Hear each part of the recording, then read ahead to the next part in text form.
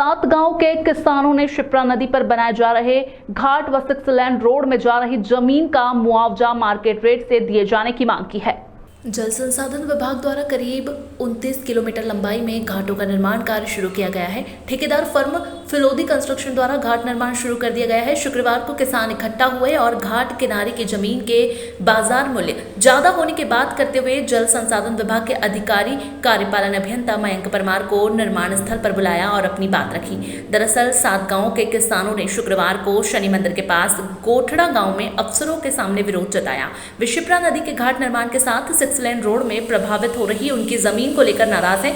उनका कहना है कि जमीन का वर्तमान मूल्य ज्यादा है, जबकि उन्हें कलेक्टर गाइडलाइन के अनुरूप ही राशि दी जा रही है। गोठड़ा के विजय आंजना ने बताया कि 7 गांव गोठड़ा, सिकंदरी, जीवनखेड़ी, शक्करवासा, हरियाखेड़ी, गोयला और डेंडिया के किसानों की जमीन इन निर्माण कार्यों की सीमा में आ रही है। इसके बदले प्रशासन ने किसानों को कलेक्टर रेट से ही राशि देने की बात कही। घाट किनारे की जमीन के बाजार मूल्य ज्यादा है, ऐसे में किसानों को बाजार मूल्य के आधार पर ही राशि देना चाहिए। आंजना ने बताया कि इस संबंध में किसानों के प्रतिनिधि मंडल को शनिवार को एडीएम से चर्चा के लिए बुलाया गया है। किसानों का कहना है कि उनकी मांग का निराकरण नहीं किया तो वे गांव जिला स्तर के साथ और कलेक्ट्रेट पर प्रदर्शन करेंगे। इससे पहले वे प्रशासनिक अफसरों से चर्चा कर जानेंगे कि उन्हें कलेक्टर गाइडलाइन से ही राशि क्यों दी जा रही है।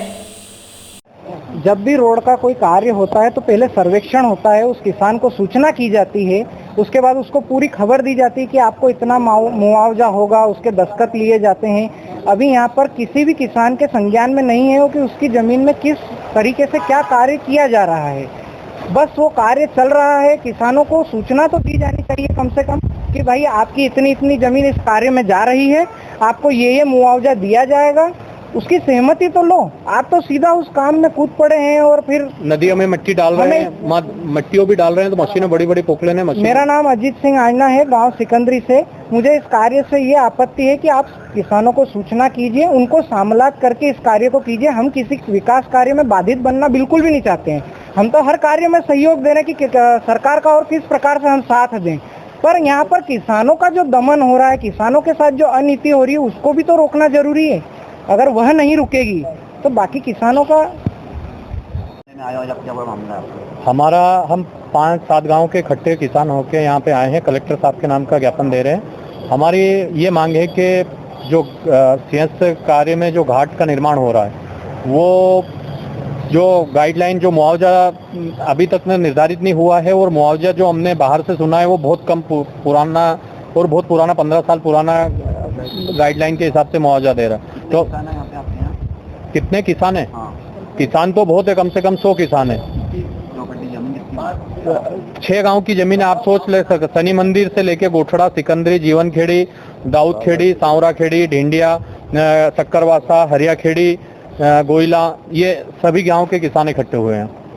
और हमारी मांग है कि जो वर्तमान में जो कीमत है, जो गाइडलाइन है, जो कीमत वाकई बाजार मूल्य से की कीमत है, उस कीमत के हिसाब से हमें मुआवजा निर्धारित किया जाए।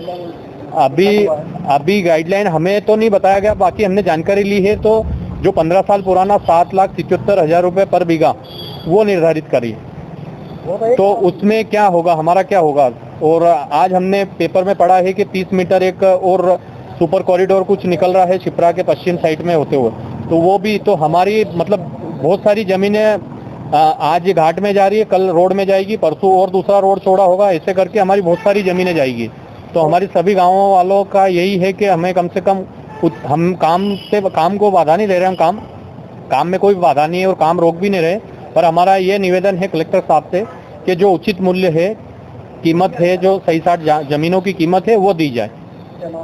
मेरा नाम विजय आंजना है और संजय आंजना, मतलब अजीत जी आंजना, मतलब सब किसानों का नाम ले, सब बहुत सारे किसान, 5-7 गांव के किसान हैं और भी आ नहीं पाए। वहाँ पे अभी तहसीलदार साहब का बोल रहे हैं कि तहसीलदार साहब वहाँ पे साइड पे आ रहे हैं, तो उनसे भी मुलाकात